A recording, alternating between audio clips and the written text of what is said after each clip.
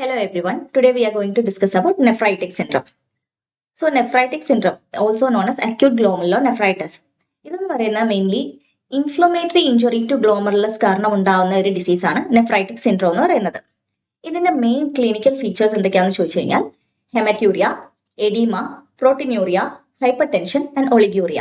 So നമുക്ക് ഓരോന്നിനെയും പറ്റി നോക്കാം. ഹെമറ്റ്യൂറിയ എന്ന് പറയുന്നത് ഹോൾമാർക്ക് ഫീച്ചർ ഓഫ് ഗ്ലോമറുലോനെഫ്രൈറ്റിസ് ആണ്. Oedema, it is mainly due to sodium and water retention. ഈ sodium and water retention കാരണം RAS mechanism activated ആവും and this RAS causes hypertension. ഇനി അടുത്ത പ്രോട്ടീനൂറിയ. പ്രോട്ടീനൂറിയ എന്ന് പറയുന്നത് അതിന്റെ ഒരു റേഞ്ച് എന്ന് പറയുന്നത് it is less than the nephrotic range of proteinuria. Now what is nephrotic range of proteinuria? അതെന്ന് പറയുന്നത് ഒരു 1 gram per meter square per day loss ഉണ്ടാവുകയാണ് പ്രോട്ടീന്റെ through urine. It is termed as nephrotic range of proteinuria. So അതിനെക്കാട്ടി കുറവാണ് ഇവിടുത്തെ proteinuria എന്ന് പറയുന്നത് in nephritic syndrome. So we can say mild proteinuria. And sodium water retention കാരണം അടുത്ത ഉണ്ടാവുന്ന ഒരു ഫീച്ചറാണ് ഒളിഗ്യൂറിയ. Okay, so these are the main clinical features. Now etiology of acute nephritic syndrome. Acute nephritic syndrome ഉണ്ടാവാൻ പല കാരണങ്ങളുണ്ട്. ഒന്നെന്ന് പറഞ്ഞാൽ പോസ്റ്റ് ഇൻഫെക്ഷ്യസ്, ഒരു ഇൻഫെക്ഷന് ശേഷം ഉണ്ടാവാം, അല്ലെങ്കിൽ mainly due to systemic cause, അല്ലെങ്കിൽ other reasons too. So post infectious എന്ന് പറയുമ്പോൾ മെയിൻലി നമുക്ക് പറയാൻ പറ്റുന്നതെന്ന് പറഞ്ഞാൽ സ്ട്രെപ്റ്റോകോക്കയാണ്. പോസ്റ്റ് സ്ട്രെപ്റ്റോകോക്കൽ ഗ്ലോമറുലോനെഫ്രൈറ്റിസ്, അതാണ് മെയിൻലി കുട്ടികൾ കാണുന്ന ഒരു ഇൻഫെക്ഷൻ എന്ന് പറയുന്നത്. ആൻഡ് സ്ട്രെപ്റ്റോകോക്കെ അല്ലാതെ വേറെ ഏതൊക്കെ ബാക്ടീരിയാസിന് infection post infectious nephritic syndrome ഉണ്ടാക്കാൻ പറ്റുമെന്ന് ചോദിച്ചു കഴിഞ്ഞാൽ സ്റ്റഫൈലോകോക്കെ, ന്യൂമോകോക്കെ, മെനിഞ്ചോകോക്കെ, ട്രെപ്പോണിമ പാലിഡം, സാൽമണella, ലെപ്റ്റോസ്പൈര. These are few. Then we have Plasmodium malaria, Plasmodium falciparum, Toxoplasma and Filaria also. അത് പാരസൈറ്റ്സിന്റെ ഒരു കാറ്റഗറിയിൽ നമുക്ക് കൂട്ടാം. ഇനി വൈറസസിന്റെ കാറ്റഗറിയിൽ hepatitis B, C, cytomegalovirus, parvovirus, Epstein Barr virus, coxsackievirus, echovirus, varicella ഇവയ്ക്കും നെഫ്രൈറ്റിക് സിൻഡ്രോം ഉണ്ടാക്കാൻ കഴിയും. ആൻഡ് സിസ്റ്റമിക് വാസ്കുലൈറ്റിസിനെ പറ്റി പറയുകയാണെങ്കിൽ അല്ലെങ്കിൽ systemic infections which can cause nephritic syndrome എന്ന് ചോദിച്ചു കഴിഞ്ഞാൽ ഹെനോച്ച് ഷോൺലൈൻ പർപ്യൂറിക്കിംഗോസിയ, അതുപോലെ തന്നെ മൈക്രോസ്കോപ്പിക് പോളി ആർട്രൈറ്റിസിനും വെജിനർ ഗ്രാനുലോമാറ്റോസിസിനും നെഫ്രൈറ്റിക് സിൻഡ്രോം കോസ് ചെയ്യാം. Other causes of nephritic syndrome എന്ന് ചോദിച്ചു കഴിഞ്ഞാൽ membranoproliferative glomerulonephritis, IgA nephropathy, hereditary nephropathy, and SLE, that is systemic lupus erythematosus. So these are the different causes or different etiology of acute nephritic syndrome. Now we will discuss more about post-streptococcal glomerulonephritis. Now as the name suggests, post-streptococcal, അതായത് streptococcal ഇൻഫെക്ഷന് ശേഷം ഉണ്ടാവുന്ന ഗ്ലോമറുലോനെഫ്രൈറ്റിസിനെയാണ് post streptococcal ഗ്ലോമറുലോനെഫ്രൈറ്റിസ് എന്ന് പറയുന്നത്. And as we said, it is the most common cause or condition seen in children. ഇവിടെ നമുക്കറിയാം ഈ post streptococcal ഗ്ലോമറുലോനെഫ്രൈറ്റിസ് cos ചെയ്യുന്നത് group A beta haemolytic സ്ട്രെപ്റ്റോകോക്കെ ആണെന്നും ഇതിന്റെ കുറച്ച് സ്ട്രെയിൻസ് നെഫ്രൈറ്റോജനിക് ആണ്, അതായത് നെഫ്രൈറ്റിക് സിൻഡ്രോം കോസ് ചെയ്യുന്ന സ്ട്രെയിൻസ് ആണ്.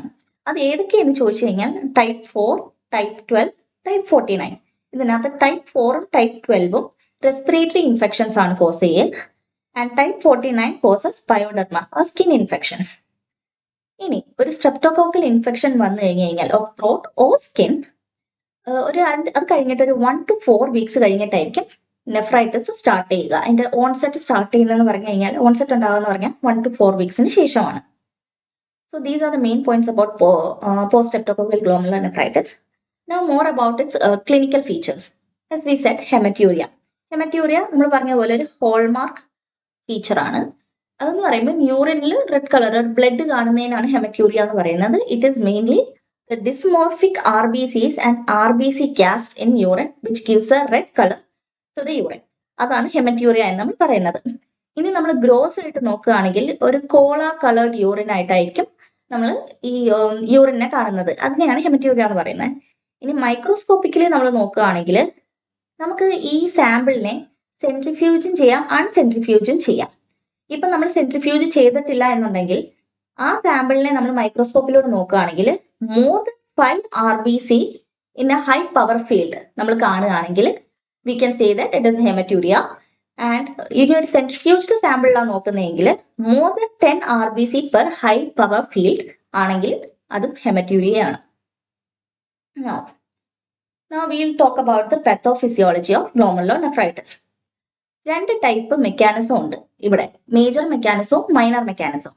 മേജർ മെക്കാനിസം എന്ന് പറഞ്ഞു കഴിഞ്ഞാൽ നമുക്കറിയാം, സ്ട്രെപ്റ്റോകോക്കൽ ഇൻഫെക്ഷൻ വന്നു കഴിഞ്ഞാൽ whether respiratory or skin, streptococcal infection ഉണ്ടായി കഴിഞ്ഞാൽ നമ്മുടെ ബോഡി ആന്റിബോഡീസ് ക്രിയേറ്റ് ചെയ്യും against the streptococcal antigen.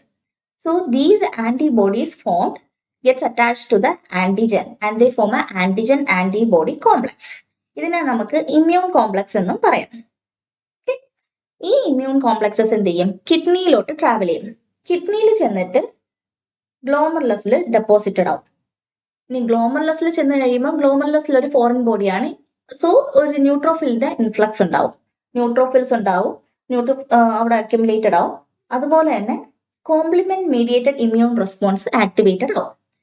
And as a result ഗ്ലോമർലസിൽ എന്ത് സംഭവിക്കും, ഇൻഫ്ലമേഷൻ ഉണ്ടാവും, അത് കാരണം ഡാമേജും ഉണ്ടാവും. And this is termed as glomerulonephritis, that to post-streptococcal glomerulonephritis. So this is the major mechanism. Now talking about the minor mechanism, it is mainly the molecular mimicry. Now what do you mean by molecular mimicry? അതായത് നമ്മുടെ streptococcal ആന്റിജൻസിന് നമ്മുടെ human ബോഡിയിലുള്ള ആന്റിജൻസിനെ mimic ചെയ്യാനുള്ള ഒരു ability ഉണ്ട്. So നമ്മുടെ body ഈ streptococcal ഇൻഫെക്ഷനൊക്കെ ശേഷം നമ്മുടെ ഹ്യൂമൻ ആന്റിജൻസ് അല്ലെങ്കിൽ ഹ്യൂമൻ ടിഷ്യൂവിനെ ഫോറിൻ ആന്റിജൻ അല്ലെങ്കിൽ സ്ട്രെപ്റ്റോകോക്കൽ ആന്റിജൻ ആണ് തെറ്റിദ്ധരിക്കും. അങ്ങനെ ഈ നമ്മുടെ ഹ്യൂമൻ ടിഷ്യൂവിനെതിരെ ആന്റിബോഡീസ് ക്രിയേറ്റ് ചെയ്യും. This is termed as molecular mimicry. So again molecular mimicry എന്ന് പറഞ്ഞു കഴിഞ്ഞാൽ നമ്മുടെ സ്ട്രെപ്റ്റോകോക്കൽ ആന്റിജൻസ് ഹ്യൂമൻ ടിഷ്യൂസിനെ മിമിക് ചെയ്യും. And as a result after the streptococcal infection നമ്മുടെ ബോഡി എന്ത് ചെയ്യും, ആന്റിബോഡീസിനെ ക്രിയേറ്റ് ചെയ്യും. ആൻഡ് ഈ ആന്റിബോഡീസ് നമ്മുടെ ഹ്യൂമൻ ടിഷ്യൂസിനെ പോയി അറ്റാക്ക് ചെയ്യും, thinking that it is A streptococcal antigen. And അത് കാരണം ഉണ്ടാവുന്ന ഗ്ലോമറുലോനെഫ്രൈറ്റിസും ഉണ്ട്. ബട്ട് ഈ മോളിക്കുലർ മിമിക്രി എന്ന് പറയുന്നത് ഇവിടെ ഒരു മൈനർ മെക്കാനിസം ആണ്. മേജർ മെക്കാനിസം വന്നിട്ട് ഇമ്മ്യൂൺ കോംപ്ലക്സസ് പോയി ഡെപ്പോസിറ്റ് ചെയ്ത് ഉണ്ടാവുന്നത് തന്നെയാണ്. So that is the pathophysiology. Now let's move on to the pathology of post-streptococcal glomerulonephritis. അപ്പം നമ്മൾ ലൈറ്റ് മൈക്രോസ്കോപ്പിയിലൂടെ നോക്കുകയാണെങ്കിൽ നമുക്ക് ഗ്ലോമർലസ് ഇൻഫ്ലംഡ് ആണെന്ന് നമുക്കറിയാം. സോ ഗ്ലോമർലൈ ആർ എൻലാർജ്ഡ് ആൻഡ് ഇസ്കീമിക്കും ആണ്. നമ്മൾ കാപ്പിലറി ലൂപ്സ് നോക്കുകയാണെങ്കിൽ അത് നാരോഡും ആയിരിക്കും. ഇതുകൂടാതെ നമുക്കറിയാം ഈ ഗ്ലോമർലസിലോട്ട് എന്ത് വന്നിട്ടുണ്ട്, ന്യൂട്രോഫിൽസ് വന്നിട്ടുണ്ട്. സോ ആസ് എ റിസൾട്ട് അവിടെ ന്യൂട്രോഫിൽ ഇൻഫിൽട്രേഷൻ നമുക്ക് കാണാൻ പറ്റും. അതുപോലെ തന്നെ മിസാൻജിയൽ സെൽസിന്റെ പ്രൊലിഫറേഷനും കാണാൻ പറ്റും ഡ്യൂ ടു ദി ഇൻഫ്ലമേഷൻ. ഇതാണ് ലൈറ്റ് മൈക്രോസ്കോപ്പിയിൽ കാണാൻ പറ്റുന്നത്. മെയിൻ ആയിട്ട് ന്യൂട്രോഫിൽ ഇൻഫിൽട്രേഷനും പ്രൊലിഫറേഷൻ ഓഫ് മിസാൻജിയൽ സെൽസും. ഇനി ഇമ്മ്യൂണോ ഫ്ലോറസൻസ് വെച്ച് നമ്മൾ നോക്കുകയാണെങ്കിൽ നമുക്ക് കാണാൻ പറ്റും IgG ആന്റിബോഡീസും കോംപ്ലിമെന്റ് C3യും ഈ കാപ്പിലറി വാൾസിൽ വന്ന് അറ്റാച്ച് ചെയ്തേക്കുന്നത് അല്ലെങ്കിൽ ഡെപ്പോസിറ്റ് ചെയ്തേക്കുന്നത് നമുക്ക് കാണാൻ പറ്റും, ഇമ്മ്യൂണോ ഫ്ലോറസൻസ്. ഇനി ഇലക്ട്രോൺ മൈക്രോസ്കോപ്പി വെച്ച് നോക്കുകയാണെങ്കിൽ നമുക്കറിയാം നമ്മുടെ ഈ ഗ്ലോമർലസിന്റെ വാൾസിൽ എന്ത് വന്നിരിപ്പുണ്ട്, ഇമ്മ്യൂൺ കോംപ്ലക്സ് വന്നിരിപ്പുണ്ട്. So it causes a hump like appearance. അപ്പൊ ഇലക്ട്രോൺ മൈക്രോസ്കോപ്പിലൂടെ നമുക്ക് നോക്കുമ്പോൾ കുറെ ഹമ്പുകൾ അല്ലെങ്കിൽ ഡെപ്പോസിറ്റ്സ് കാണാൻ പറ്റും. That too on the subepithelial side of the glomerular basement membrane. So these are the main findings in microscopy. Light മൈക്രോസ്കോപ്പിയിൽ ന്യൂട്രോഫിലിക് ഇൻഫിൽട്രേഷനും മിസാൻജിയൽ സെൽസിന്റെ പ്രൊലിഫറേഷനും കാണാം. ഇമ്മ്യൂണോ ഫ്ലോറസൻസിൽ IgGയുടെയും കോംപ്ലിമെന്റിന്റെയും ഡെപ്പോസിഷൻ കാണാൻ പറ്റും. ആൻഡ് ഇലക്ട്രോൺ മൈക്രോസ്കോപ്പിയിൽ ഒരു ഹംസ് കാണാൻ പറ്റും അല്ലെങ്കിൽ deposits on the subepithelial side of glomerular basement membrane. Now let's move on to the clinical features. Clinical features എന്ന് പറയുമ്പോൾ ഇത് മെയിൻലി കാണുന്നത് സ്കൂൾ ഗോയിങ് ചിൽഡ്രനിലാണ്. എന്തായാലും ബിലോ 3 years നമുക്ക് പോസ്റ്റ്-സ്ട്രെപ്റ്റോകോക്കൽ ഗ്ലോമറുലോനെഫ്രൈറ്റിസ് കാണത്തില്ല. It is mainly seen in school age children. School age ചിൽഡ്രനിൽ തന്നെ most commonly in boys. Okay, ഇനി features as we all know, haematuria, microscopic haematuria ഉണ്ട്. പിന്നെ mild proteinuria as we Z കാണാൻ പറ്റും ഈ പേഷ്യൻസിൽ. ഇതിന്റെ ഓൺസെറ്റ് എന്ന് പറയുന്നത് ഭയങ്കര റാപ്പിഡ് ആയിരിക്കും. ഇനി നമ്മൾ വേറൊരു സിംറ്റം പറഞ്ഞിരുന്നു, എഡിമ. എഡിമ എന്ന് പറയുന്നത് മെയിൻലി പെരി ഓർബിറ്റൽ ഏരിയയിലും പീഡൽ ഏരിയ, അതായത് കാലുകളിലുമാണ് എഡിമ കാണുന്നത്. So puffiness around the eyes can be seen and pedal oedema is also observed. ഇനി യൂറിൻ എന്ന് പറയുന്നത് നമ്മൾ പറഞ്ഞ പോലെ ഹെമറ്റ്യൂറിയ ഉള്ളതുകൊണ്ട് തന്നെ കോള കളേർഡ് ആണ്. ആൻഡ് ഈ കോള കളർ എത്ര നേരം ഉണ്ടാവും എന്ന് ചോദിച്ചു കഴിഞ്ഞാൽ it can only last a few hours. അല്ലെങ്കിൽ മാക്സിമം ഒരു 1 to 2 വീക്സ്. അതിനപ്പുറത്തോട്ട് ഈ ഹെമറ്റൂരിയ എക്സ്റ്റെൻഡ് ചെയ്യത്തില്ല. ഒൺലി ടിൽ 1 to 2 വീക്സേ കാണത്തോളൂ. ഇനി നമുക്കറിയാം എഡിമ ഉണ്ടെന്ന് നമുക്കറിയാം. We know oedema is due to sodium water retention. നേരത്തെ പറയുകയും ചെയ്തു, സോഡിയം വാട്ടർ റിട്ടൻഷൻ കാരണം റാസ് ആക്ടിവേറ്റഡ് ആവും. And this activation of RAS causes hypertension. സോ നമുക്ക് എഡിമ ലോസ് ആവുകയാണെങ്കിൽ, എഡിമ നമ്മൾ ട്രീറ്റ് ചെയ്ത് മാറ്റുകയാണെങ്കിൽ ഹൈപ്പർ ടെൻഷനും കറക്റ്റ് ആയിക്കോളും. Okay, so these are the main clinical features, as we said: hematuria, edema, proteinuria, oliguria, and edema. Okay, now lab investigations. So നമുക്ക് ചെയ്യാൻ പറ്റുന്ന കുറച്ച് ലാബ് ഇൻവെസ്റ്റിഗേഷൻസിൽ ഒന്നെന്ന് പറയുന്നത് യൂറിൻ മൈക്രോസ്കോപ്പിയാണ്, അല്ലെങ്കിൽ യൂറിൻ റൂട്ടീൻ എക്സാമിനേഷൻസ് ആണ്. യൂറിൻ റൂട്ടീൻ എക്സാമിനേഷനിൽ നമുക്ക് കാണാൻ പറ്റുന്നതെന്ന് പറഞ്ഞാൽ 1 to 2+ പ്രോട്ടീൻ ആണ്. 1 to 2+ പ്രോട്ടീൻ എന്ന് പറയുന്നത് നമ്മളൊരു ഡിപ്സ്റ്റിക്കിൽ ചെയ്യുമ്പോഴാണ് 1 to 2+ പ്രോട്ടീൻ നമുക്ക് കിട്ടുക. And it is mild protein, it indicates mild proteinuria. ഇനി യൂറിനിൽ ഇത് കൂടാതെ കാണുന്നതെന്ന് പറഞ്ഞാൽ റെഡ് സെൽസ് കാണാം, ഗ്രാനുലാർ കാസ്റ്റ് കാണാം, and white cells can also be scene.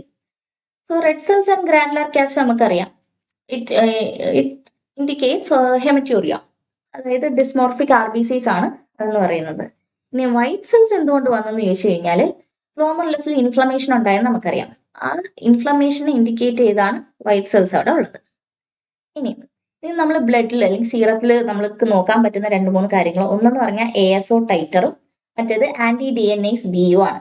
ഇത് രണ്ടും ഒരു സ്ട്രെപ്റ്റോകോക്കൽ ഇൻഫെക്ഷൻ ഉണ്ടായിട്ടുള്ള ഇല്ലേ എന്ന് ഇൻഡിക്കേറ്റ് ചെയ്യുന്ന 2 ഫാക്ടേഴ്സ് ആണ്. ASO ടൈറ്റർ ഇപ്പൊ പോസ്റ്റ് സ്ട്രെപ്റ്റോകോക്കൽ ആയതുകൊണ്ട് തന്നെ ASO ടൈറ്റർ ഇൻക്രീസ്ഡ് ആയിരിക്കും, that too in more than 80% patients. And anti-DNase B-യും എലവേറ്റഡ് ആയിരിക്കും. ഇൻ കേസ് ഇത് anti-DNase B കൂടുതലും കാണുന്നതെന്ന് പറഞ്ഞു കഴിഞ്ഞാൽ സ്കിൻ ഇൻഫെക്ഷൻസ് ഉണ്ടാവുകയാണെങ്കിൽ ഡ്യൂ ടു സ്ട്രെപ്റ്റോകോക്കൽ, അന്നേരമായിരിക്കും anti-DNase B ഉണ്ടാവുക. എന്നാലും ASO ടൈറ്ററും anti-DNase B-യും എലവേറ്റഡ് ആയിരിക്കും ആഫ്റ്റർ ആ സ്ട്രെപ്റ്റോകോക്കൽ ഇൻഫെക്ഷൻ. ആൻഡ് ഈ ടൈറ്റർ ഒരു 4 to 6 വീക്സ് വരെ അങ്ങനെ തന്നെ മെയിൻറ്റെയിൻ ചെയ്യും. അല്ലെങ്കിൽ ഒരു 4 to 6 വീക്സ് ആകുമ്പോഴത്തേക്ക് അത് കുറഞ്ഞ് നോർമൽ ലെവലിലോട്ട് വരത്തേ ഉള്ളൂ. പിന്നെ നമുക്ക് നോക്കാൻ പറ്റുന്ന ഒന്നാണ് serum C3 level. Serum C3 level വന്നിട്ട് ലോ ആയിരിക്കും, ദാറ്റ് ടു 90% പേഷ്യൻസ്. ഒരു 8 to 12 വീക്സ് ആകുമ്പോഴത്തേക്കും മാത്രമേ സീറം C3 ലെവൽ നോർമൽ ആയിട്ട് വരത്തുള്ളൂ. ആൻഡ് ഇനി 8 to 12 വീക്സ് കഴിഞ്ഞിട്ടും C3 ലെവൽ കുറയുന്നില്ല എന്ന് വിചാരിക്കുക. അങ്ങനാണെങ്കിൽ it indicates another form of glomerulonephritis. Post streptococcal അല്ല, വേറെ ഏതോ ഒരു ഗ്ലോമർലോനെഫ്രൈറ്റിസ് ആണ് ഉള്ളതെന്നുള്ളത്. മെയിൻ ലാബ് ഇൻവെസ്റ്റിഗേഷനിൽ യൂറിൻ റൂട്ടീൻ എക്സാമിനേഷൻ. അപ്പോൾ 1 to 2+ പ്രോട്ടീൻ കിട്ടും, red cells, granular cast and white cells. ബ്ലഡിൽ നമ്മൾ നോക്കുകയാണെങ്കിൽ ASO ടൈറ്റർ, anti-DNase both will be increased and serum C3 level which will be decreased. അത് പ്രൊലോങ്ഡ് ആയിട്ട് നിൽക്കുകയാണെങ്കിൽ it can indicate other forms of glomerulonephritis. Now management. So post streptococcal ഗ്ലോമർലോനെഫ്രൈറ്റിസ് എന്ന് പറയുന്നത് self management ആണ്. അത് it can B managed at home. അപ്പം ഇതിന് mainly നമുക്ക് BP കുറയ്ക്കുകയും ഡയറ്ററി ഇൻടേക്കിൽ കുറച്ച് കാര്യങ്ങളൊക്കെ മോഡിഫൈ ചെയ്യുകയും ചെയ്ത് കഴിഞ്ഞാൽ തന്നെ നമുക്ക് ഇതിനെ കൺട്രോൾ ചെയ്യാൻ പറ്റും. ഈ ഡയറ്റിൽ എങ്ങനെ കൺട്രോൾ ചെയ്യാമെന്ന് ചോദിച്ചു കഴിഞ്ഞാൽ സോഡിയം, പൊട്ടാസ്യം, ഫ്ലൂയിഡ് ഇൻടേക്കുകൾ നമ്മൾ കുറയ്ക്കുകയാണ് ചെയ്യേണ്ടത്. ഇത് കുറയ്ക്കുന്നതിലൂടെ നമുക്ക് യൂറിയയുടെ ലെവലിനെ കുറയ്ക്കാനും പറ്റും, യൂറിൻ ഔട്ട്പുട്ട് ഇൻക്രീസ് ചെയ്യാനും പറ്റും. നമുക്കറിയാം ഒളിയൂറിയ ഉണ്ട്, അപ്പോൾ യൂറിൻ ഔട്ട്പുട്ട് ഇൻക്രീസ് ചെയ്യണമെന്ന് അറിയാം. സോ അതിന് നമ്മൾ സോഡിയം, പൊട്ടാസ്യം ഇൻടേക്ക് കുറയ്ക്കണം. ബിക്കോസ് ഓൾറെഡി നമുക്കറിയാം സോഡിയം വാട്ടർ റിട്ടൻഷൻ ആയിട്ട് നിൽക്കുക, നമ്മുടെ ബോഡിയിൽ ഓൾറെഡി സോഡിയം കൂടുതലാണ്. അപ്പൊ ഇനിയും സോഡിയം എടുക്കരുത്, സോഡിയത്തിന്റെ അളവ് കുറയ്ക്കണം. പിന്നെ അതുപോലെ തന്നെ ഫ്ലൂയിഡ് ഇൻടേക്ക് കുറയ്ക്കണം. ഇനി ഫ്ലൂയിഡ് ഇൻടേക്ക് ഇത്തിരി കൂടിപ്പോയെന്ന് വെച്ചോ, ഓവർ ഹൈഡ്രേഷൻ ഉണ്ടായെന്ന് പറഞ്ഞു കഴിഞ്ഞാൽ it can cos hyper tension. അങ്ങനെ ഹൈപ്പർ ടെൻഷൻ കുറച്ചും കൂടെ ഇൻക്രീസ് ആയിട്ട് അതിനെന്ത് ചെയ്യാൻ പറ്റും, ലെഫ്റ്റ് വെൻട്രിക്കുലർ ഫെയിലിയർ കോസ് ചെയ്യാൻ പറ്റും. അതുകൊണ്ട് ഓവർ ഹൈഡ്രേഷൻ അവോയ്ഡ് ചെയ്യുക, നമ്മൾ ഇത് കുറയ്ക്കുക. അതാണ് ഡയറ്റിൽ നമുക്ക് ചെയ്യാൻ പറ്റുന്നത്. നെക്സ്റ്റ്, എഡിമ കുറയ്ക്കാനായിട്ട് നമുക്ക് ഡയൂററ്റിക്സ് എടുക്കാം. So patients showing modest oedema are treated with oral furosemide. ഈ ഓറൽ ഫുറോസിമൈഡ് എന്ന് പറയുന്നത് ഒരു 1 to 3 mg/kg ആണ് നമ്മൾ കൊടുക്കുന്നത്. നമ്മുടെ റീനൽ ഫങ്ഷൻസ് എല്ലാം നോർമൽ ആയി കഴിയുമ്പോഴത്തേക്കും ഈ എഡിമയെ അങ്ങ് പോകും. സോ നമുക്ക് ഡയൂററ്റിക്സ് വെച്ചിട്ട് ഈ എഡിമേനെ ട്രീറ്റ് ചെയ്യാം. സോ ഡയറ്റ് നമ്മൾ നോക്കി, ഡയൂററ്റിക്സ് നോക്കി. ഇനി ഹൈപ്പർ ടെൻഷൻ കൺട്രോൾ ചെയ്യാനെന്ന് പറഞ്ഞു കഴിഞ്ഞാൽ നമുക്ക് 2 മെത്തേഡ്സ് ഉണ്ട്. ഒന്നെങ്കിൽ സോൾട്ടിനെ റെസ്ട്രിക്ട് ചെയ്യുക, സോൾട്ടും വാട്ടർ ഇൻടേക്ക് ഒക്കെ കുറയ്ക്കുക. അല്ലെങ്കിൽ നമുക്ക് ആന്റി ഹൈപ്പർ ടെൻസീവ് ഏജൻസ് എടുക്കാം. like amlodipine, nifedipine or diuretics can be taken. പിന്നെ പ്രൊലോങ്ഡ് ഒലിഗൂറിയ, ഈ യൂറിൻ ഔട്ട്പുട്ട് ഇങ്ങനെ കുറഞ്ഞുകൊണ്ടിരിക്കാതെ ഇങ്ങനെ എക്സ്റ്റെൻഡ് ആയിക്കൊണ്ട് prolong ആയിക്കൊണ്ടിരിക്കുകയാണെങ്കിൽ it can indicate severe renal failure and it can also lead to life-threatening electrolyte disturbances. So these are the main management of post-streptococcal glomerulonephritis. So diet ശ്രദ്ധിക്കണം, ഡയറ്റിൽ sodium potassium fluid intake കുറയ്ക്കുക, over hydration is dangerous. Diuretics ആണെങ്കിൽ oral furosemide എടുക്കാൻ പറ്റും, and by taking oral furosemide we can control oedema. Hypertension ആണെങ്കിൽ നമുക്ക് salt and water intake കുറയ്ക്കുക, and antihypertensive agents എടുക്കുന്നതിലൂടെ നമുക്ക് hyper ടെൻഷനെ control ചെയ്യാൻ സാധിക്കും. ഇനി ചില കേസസിൽ നമുക്ക് ബയോപ്സി എടുക്കേണ്ടി വരും. അത് ഏതൊക്കെ കേസസ് എന്ന് ചോദിച്ചു കഴിഞ്ഞാൽ, നമുക്ക് നമ്മളിങ്ങനെ സസ്പെക്ട് ചെയ്യാണ് അതൊരു പോസ്റ്റ് സ്ട്രെപ്റ്റോകോക്കൽ ഗ്ലോമെറുലോനെഫ്രൈറ്റിസ് ആണെന്ന് നമ്മൾ സസ്പെക്ട് ചെയ്യുന്നു. ബട്ട് റീനൽ ഫംഗ്ഷൻ ഭയങ്കരമായിട്ട് സിവിയർലി ഇമ്പയർഡ് ആയിട്ടിരിക്കുക, ഒരു 7 to 10 days കഴിഞ്ഞിട്ടും അതിനെ നമുക്ക് നോർമൽ രീതിയിലോട്ട് റീനൽ ഫംഗ്ഷൻസിനെ കൊണ്ടുവരാൻ പറ്റുന്നില്ല. അല്ലെങ്കിൽ നമ്മൾ നേരത്തെ പറഞ്ഞോട്ട് സീറം C3 ഇങ്ങനെ കുറഞ്ഞ് പ്രൊലോങ്ഡ് ആയിട്ട് ലോ ആയിട്ട് നിൽക്കുക, 8 to 12 weeks കഴിഞ്ഞിട്ടും ലോ ആയിട്ട് നിൽക്കുകയാണെങ്കിൽ ഒക്കെ ബയോപ്സി ചെയ്യണം. അതർ ഇൻഡിക്കേഷൻസ് എന്തൊക്കെയാണെന്ന് ചോദിച്ചു കഴിഞ്ഞാൽ, ലൈക്ക് സിസ്റ്റമിക് ഫീച്ചേഴ്സിൽ ഫീവർ വരികയോ rash, joint pain, heart disease ഇങ്ങനെ എന്തെങ്കിലും ഉണ്ടാവുകയാണെങ്കിൽ നമ്മൾ ബയോപ്സി ചെയ്ത് നോക്കുക. അതുപോലെ തന്നെ നമ്മൾ പറഞ്ഞു പോസ്റ്റ് സ്ട്രെപ്റ്റോകോക്കൽ ഇൻഫെക്ഷൻ എന്ന് പറഞ്ഞാലും ചില കേസസിൽ നമുക്ക് സ്ട്രെപ്റ്റോകോക്കൽ ഇൻഫെക്ഷൻ ഉണ്ടായതിന്റെ തെളിവുകളൊന്നും കാണത്തില്ല. ഇപ്പം മെയിൻലി ആന്റിബയോട്ടിക്സ് ഒക്കെ എടുത്തു കഴിഞ്ഞ് കഴിഞ്ഞാലും നമുക്ക് സ്ട്രെപ്റ്റോകോക്കൽ ഇൻഫെക്ഷൻ ഉണ്ടായിരുന്നു എന്നുള്ളത് അറിയാൻ സാധിക്കത്തില്ല. അപ്പം അതിന്റെ ഒരു ആബ്സെൻസ് ഉണ്ടെങ്കിൽ, സെറോളജിക്കൽ ടെസ്റ്റ് ചെയ്തിട്ട് സ്ട്രെപ്റ്റോകോക്കൽ ഇൻഫെക്ഷൻ ഉണ്ടായിരുന്നു എന്ന് കണ്ടുപിടിക്കാൻ പറ്റിയില്ലെങ്കിൽ, പിന്നെ അതുപോലെ തന്നെ അക്യൂട്ട് സ്റ്റേജിൽ C3 നോർമൽ ലെവലായിരുന്നു, പിന്നീട് അങ്ങോട്ട് കയറി കുറയുന്നു, അങ്ങനെയുള്ള കേസസിൽ നമുക്ക് ബയോപ്സി ചെയ്യണം. പിന്നെ നെഫ്രോട്ടിക് സിൻഡ്രോം, ഗ്ലോമറുലർ നെഫ്രൈറ്റിസ് രണ്ടിന്റെ സിംറ്റംസ് ഒരുമിച്ച് വരികയാണെങ്കിലും ബയോപ്സി ചെയ്യണം. High blood level of urea or presence of anuria requiring dialysis, അതായത് റാപ്പിഡ്ലി പ്രോഗ്രസീവ് ഗ്ലോമറുലോനെഫ്രൈറ്റിസ് എന്ന് പറയുന്ന ഒരു സ്റ്റേജ് ഉണ്ട്. ആ സ്റ്റേജിലും നമ്മൾ ബയോപ്സി തന്നെ ചെയ്യണം, which we will discuss in the next part. ഇനി അതുപോലെ തന്നെ ഡിലേഡ് റെസൊല്യൂഷൻ എന്ന് പറയുമ്പോൾ ഒലിഗൂറിയ, ഹൈപ്പർ ടെൻഷൻ, അസോട്ടീമിയ ഇതെല്ലാം 7 to 10 days കഴിഞ്ഞിട്ടും പെർസിസ്റ്റ് ചെയ്യുകയാണെങ്കിൽ അന്നേരവും ബയോപ്സി ചെയ്യണം. പിന്നെ ഹെമറ്റൂറിയും 3 to 4 weeks കഴിഞ്ഞിട്ടും നിൽക്കുകയാണെങ്കിൽ അന്നേരവും ചെയ്യണം. നമ്മൾ പറഞ്ഞു ഹെമറ്റൂരി ഒരു 1 to 2 weeks ഒക്കെയാണ് നമ്മൾ മാക്സിമം പറഞ്ഞത്. അതും കഴിഞ്ഞിട്ട് നിൽക്കുകയാണെങ്കിൽ എന്തായാലും ബയോപ്സി ചെയ്ത് നോക്കണം, because it can be some other cause. പിന്നെ നെഫ്രോട്ടിക് റേഞ്ചിൽ പ്രോട്ടീനൂറിയ ഉണ്ടാവുകയാണെങ്കിൽ ദാറ്റ് ടു ബിയോണ്ട് 2 weeks. പിന്നെ low C3 levels, prolonged C3 level നമ്മൾ നേരത്തെ പറഞ്ഞതുപോലെ, ആൻഡ് പെർസിസ്റ്റന്റ് പ്രോട്ടീനൂറിയ. എന്തായാലും മെയിൻ ആയിട്ട് ഓർത്ത് വെക്കേണ്ടതെന്ന് പറഞ്ഞാൽ സിസ്റ്റമിക് ഫീച്ചേഴ്സിൽ fever, rash, joint pain, heart disease വരുന്നത്. പിന്നെ അതുപോലെ തന്നെ സെറോളജിക്കൽ എവിഡൻസിൽ സ്ട്രെപ്റ്റോകോക്കൽ ഇൻഫെക്ഷൻ കാണിക്കാത്ത അതിന്റെ ഒരു ആബ്സെൻസ്, സ്ട്രെപ്റ്റോകോക്കൽ ഇൻഫെക്ഷൻ ഉണ്ടായിരുന്നു എന്ന് സെറോളജിക്കൽ എവിഡൻസിൽ കാണിക്കുന്നില്ലെങ്കിൽ നമുക്ക് അതിന് ബയോപ്സി ചെയ്യണം. പിന്നെ ഗ്ലോമറുലാർ നെഫ്രൈറ്റിസിന്റെയും നെഫ്രോട്ടിക് സിൻഡ്രോത്തിന്റെ ഒരു കോമ്പിനേഷൻ പോലെ തോന്നുന്ന കേസസ്. പിന്നെ നമ്മുടെ ഈ സിംറ്റംസ് ഒന്നും ഒരു 7 to 10 days കഴിഞ്ഞിട്ടോ അല്ലെങ്കിൽ വീക്സ് ആയിട്ടും, ഒരു നമ്മൾ പറഞ്ഞു 4 to 6 weeks ഒക്കെയാണ് ഹെമറ്റൂരിയൊക്കെ പറഞ്ഞത്. അപ്പൊ അതൊന്നും റിസോൾവ് ആവുന്നില്ലെങ്കിൽ, പിന്നെയും പ്രൊലോങ് ചെയ്ത് നിൽക്കുകയാണെങ്കിൽ ആ കേസസിലെല്ലാം നമ്മൾ ബയോപ്സി ചെയ്യേണ്ടതായിട്ടുണ്ട്. So now we are going to discuss about rapidly progressive glomerulonephritis. So post streptococcal നമ്മൾ ഫിനിഷ് ചെയ്തു. നെക്സ്റ്റ് റാപ്പിഡ്ലി പ്രോഗ്രസീവ് ഗ്ലോമറുലോനെഫ്രൈറ്റിസിലോട്ടാണ് പോകുന്നത്. It is also known as crescentic glomerulonephritis. അപ്പം നമ്മൾ ഇതെന്ന് പറഞ്ഞു കഴിഞ്ഞാൽ ഒരു എന്താണ് റീനൽ ഫങ്ഷൻസിനെ അഫക്ട് ചെയ്യുന്നതാണ്. റീനൽ ഫങ്ഷൻസ് ലോസ് ആവുമ്പം ഉണ്ടാവുന്ന അന്നേരം ഉണ്ടാവുന്ന ഗ്ലോമറുലോനെഫ്രൈറ്റിസിനെ പറയുന്ന പേരാണ് റാപ്പിഡ്ലി പ്രോഗ്രസീവ് ഗ്ലോമറുലോനെഫ്രൈറ്റിസ്. അത് 3 ടൈപ്പ് ഉണ്ട്. ഫസ്റ്റ് ടൈപ്പ് ആണ് immune complex crescentic glomerulonephritis. Immune complex നെഫ്രൈറ്റിസിൽ ഇമ്മ്യൂൺ കോംപ്ലക്സസ് വന്നിട്ട് നമ്മുടെ ഗ്ലോമറുലസിൽ വന്നിട്ട് ഡെപ്പോസിറ്റഡ് ആവും. Next one pauci immune crescentic glomerulonephritis. ഇതെന്ന് പറഞ്ഞാൽ mainly due to vascular diseases ആണ്. ഇവിടെ ഇമ്മ്യൂൺ ഡെപ്പോസിറ്റ് ഇല്ല, ഇമ്മ്യൂൺ കോംപ്ലക്സസ് വന്ന് ഡെപ്പോസിറ്റ് ചെയ്യത്തില്ല. No immune complexes can be seen. Next one anti glomerular basement membrane glomerulonephritis. ഇവിടെ എന്ന് പറഞ്ഞു കഴിഞ്ഞാൽ ഗ്ലോമുലാർ ബേസ്മെന്റ് മെംബ്രെയിനെതിരായിട്ട് എന്തുണ്ടാവും, ആന്റിബോഡീസ് ഫോം ചെയ്യും. സോ ആ ആന്റിബോഡീസിന്റെ ഡെപ്പോസിഷൻ ഉണ്ടാവുമ്പോഴാണ് anti glomerular basement membrane glomerulonephritis ഉണ്ടാവുക. Okay, so these are the 3 types of rapidly progressive glomerular nephritis or RPGN. ഇതിന്റെ പത്തോളജിയെ പറ്റി പറയുകയാണെങ്കിൽ നമുക്കറിയാം നമ്മുടെ ബൊമാൻസ് ക്യാപ്സ്യൂളിൽ എന്തുണ്ട്, പെറൈറ്റൽ സെൽസ് ഉണ്ട്. ഈ പെറൈറ്റൽ സെൽസ് പ്രൊലിഫറേറ്റ് ചെയ്ത് ഒരു ക്രസന്റ് ഷേപ്പ് ഫോം ചെയ്യും. സോ അതിന് പറയുന്ന പേരാണ്, അതാണ് RPGന്റെ ക്യാരക്ടറിസ്റ്റിക് ഫീച്ചർ എന്ന് തന്നെ പറയുന്നത്. മൈക്രോസ്കോപ്പിലൂടെ നോക്കുമ്പോൾ നമുക്ക് എന്ത് കാണാൻ പറ്റും, crescentic shape of the parietal cells of Bowman's capsule. Okay, so അതാണ് ഇതിന്റെ പത്തോളജി എന്ന് പറയുന്നത് RPGന്റെ. ഇനി ഇതെങ്ങനെ ട്രീറ്റ് ചെയ്യാമെന്ന് ചോദിച്ചു കഴിഞ്ഞാൽ, ഇനിഷ്യലി നമുക്ക് ഒരു IV അല്ലെങ്കിൽ ഓറൽ കോർട്ടിക്കോസ്റ്റീറോയിഡ്സ് സ്റ്റാർട്ട് ചെയ്യാം, അല്ലെങ്കിൽ IV സൈക്ലോഫോസ്ഫമൈഡ് സ്റ്റാർട്ട് ചെയ്യാം. ആൻഡ് അലോങ് വിത്ത് ഇറ്റ് നമ്മൾ ഇമ്മ്യൂണോ സപ്രഷനും കൂടി മെയിൻറ്റെയിൻ ചെയ്യേണ്ടി വരും. സോ ഇതാണ് ഇനിഷ്യൽ ട്രീറ്റ്മെന്റ്.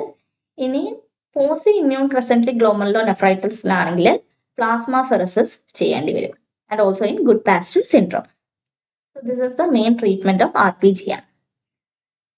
നെക്സ്റ്റ് എന്ന് പറയുന്നത് IgA nephropathy.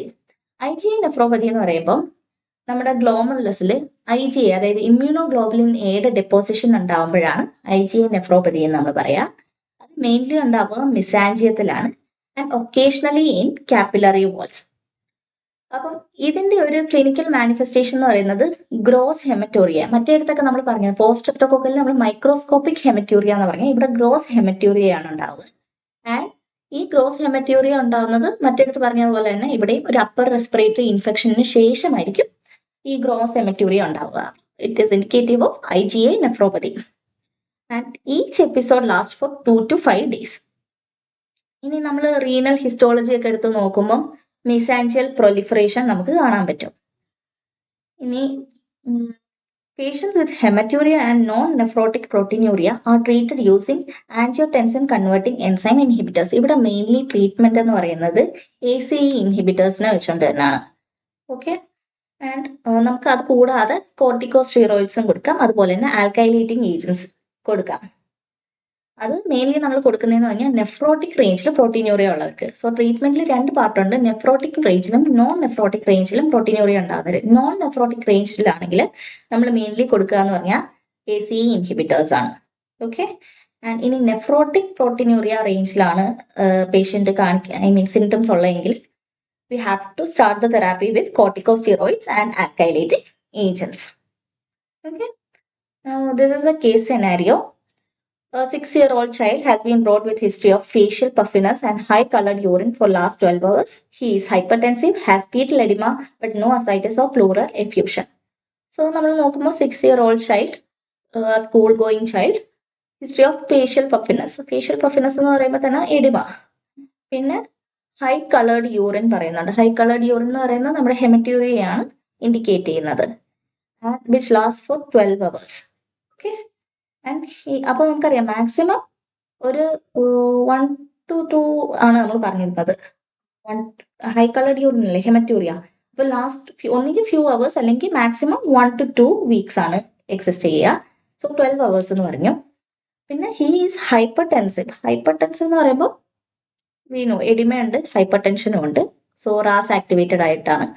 And has pedal oedema. Facial oedema കൂടാതെ പീഡൽ എഡിമയുണ്ട്, but no ascites or pleural effusion. So it indicates nephritic syndrome. So this is A classical case of nephritic syndrome. Thank U.